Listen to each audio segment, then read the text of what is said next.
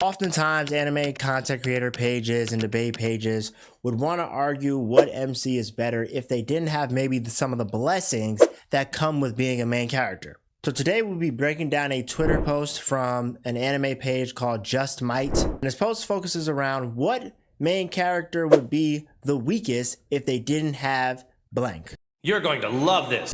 Good evening, everybody. Welcome back to Anime Sundays, a show where we talk about anime on Sundays. The first character that I would eliminate who would not be the weakest is definitely Goku. Goku as a Saiyan does give him a little bit more edge in the Dragon Ball universe. We know that Saiyans can adapt and get stronger after every fight. They love martial arts. They seek growing in strength. And of course, we know Goku wouldn't be able to access the Super Saiyan levels if he wasn't obviously a Saiyan. But we forget that Goku still had this innate ability to want to be a great martial artist without wanting to be evil because also of his grandfather. So I believe that even though he may not have that super drive that he was born with, he would still want to be a great martial artist in his verse. And if you look at the same path that Krillin took or any other human martial arts on Dragon Ball Z's Earth, they still do become quite powerful over time. Now, maybe not as powerful as some of the stronger cats in the verse, but Goku would still be way more powerful than a Luffy, a Naruto, and even a Gojo, especially with this condition of him not having infinity.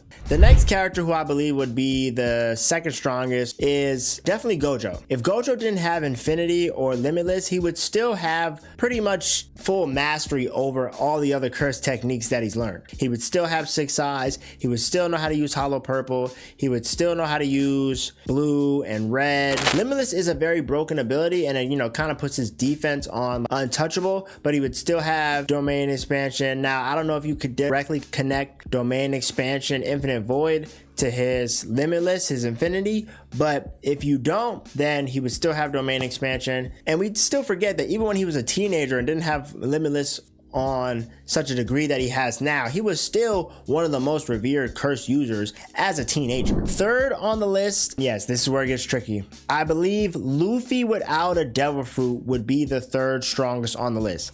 Now, Naruto fans, don't come for me. This is not my personal bias, but if you really look at what Luffy was going through as he was being trained in the Grain Terminal, he would really kind of be no different than Ace or Sabo. Yes, because he pretty much started out with the Gum fruit at such an early age. He focused all his training and his fighting techniques to make the best out of the fruit. But if he still ends up training with Ace and becomes Ace and Sabo's brother and still is training with the old man and fighting tigers and whatnot, he would just develop a new way to use his strength. We forget that Luffy has taken out characters without his devil fruit and just used pure muscle to even do so. Of course, the Gum fruit has given him such a huge advantage now, but without it, he would still eventually awaken his Conqueror's Haki. And if he still trains with Rayleigh, he would just be a more adept fighter without a Gum fruit. Now, I do believe that if he had no devil fruit, he would have to learn Haki way earlier. I don't really see how he could get past some of these crazy characters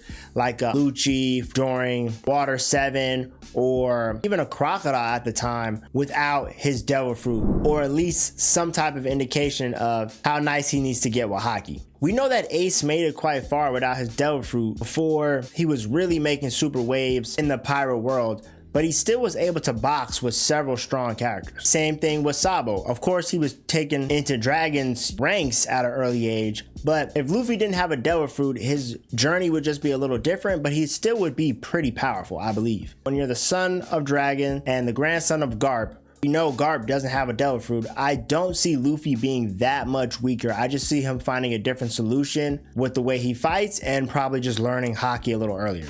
And yes, lastly, I do believe Naruto without Kurama would be the weakest on this list. Even from a beginning stage, Naruto doesn't defeat a lot of the people that he goes up against without Kurama. He doesn't defeat Haku. He doesn't help save Sasuke from Orochimaru's snakes. Of course, he's a Uzumaki, so his chakra reserves are going to be impressive regardless, but without Kurama, the Shinobi Alliance is at a huge disadvantage in the war, and arguably if he's not a Jinchuriki, we don't even know if the Sage of Six Paths sons would be reincarnated in him either. Even now in Boruto, you see the huge fall off with Kurama's death towards Naruto. He's heavily relying on Shikamaru and Sakura and even Sasuke with one eye to help him kind of keep things afloat. So yeah, y'all, I wanted to do a quick breakdown of this post from Just Might. Definitely be diving into some more posts of his. And with that, we'll see y'all next Sunday.